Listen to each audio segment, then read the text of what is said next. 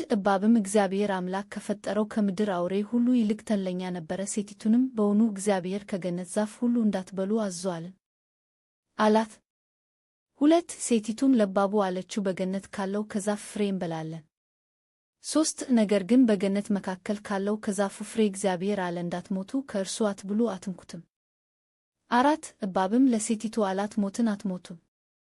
5 ከእርስዋ በበላችሁ ቀን ዓይኖቻችሁ እንዲከፈቱ እንደ እግዚአብሔርም መልካምንና ክፉን የምታውቁ እንድትሆኑ እግዚአብሔር ስለሚያውቅ ነው እንጂ። 6 ሴቲቱም ዛፉ ለመብላት ያማረ እንደሆነ ለዓይንም እንደሚያስጎመጅ ለጥበብም መልካም እንደሆነ አየች፣ ከፍሬውም ወሰደችና በላች፣ ለባሏም ደግሞ ሰጠችው፣ እርሱም ከእርሷ ጋር በላ።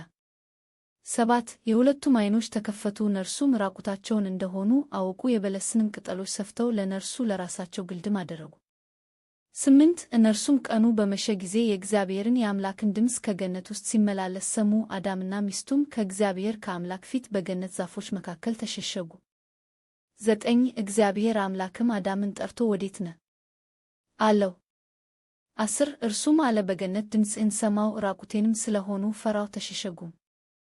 11 እግዚአብሔርም አለው፣ ራቁትህን እንደሆንህ ማን ነገረህ? ከእርሱ እንዳትበላ ካዘዝሁህ ዛፍ በውኑ በላህን?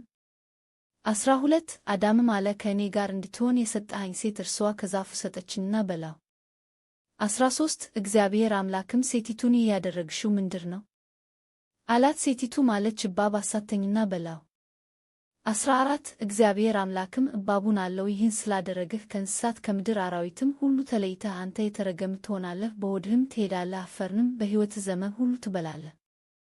15 በአንተና በሴቲቱ መካከል በዘርህና በዘርዋም መካከል ጠላትነትን አደርጋለሁ፣ እርሱ ራስህን ይቀጠቅጣል፣ አንተም ሰናውን ትቀጠቅጣለህ።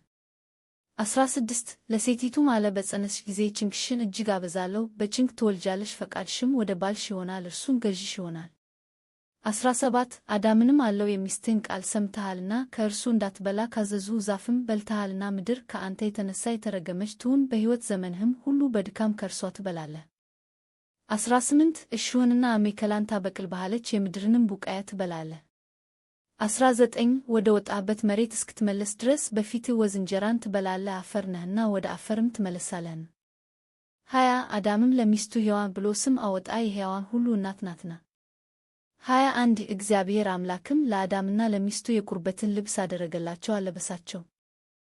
22 እግዚአብሔር አምላክም አለ፣ እነሆ አዳም መልካምንና ክፉን ለማወቅ ከእኛ እንደ አንዱ ሆነ፣ አሁንም እጁን እንዳይዘረጋ ደግሞም ከሕይወት ዛፍ ወስዶ እንዳይበላ ለዘላለምም ሕያው ሆኖ እንዳይኖር።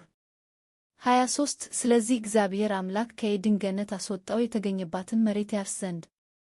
24 አዳምንም አስወጣው፣ ወደ ሕይወት ዛፍ የሚወስደውንም መንገድ ለመጠበቅ ኪሩቤልንና የምትገለባበት የነበልባል ሰይፍን በዔድን ገነት ምሥራቅ አስቀመጠ።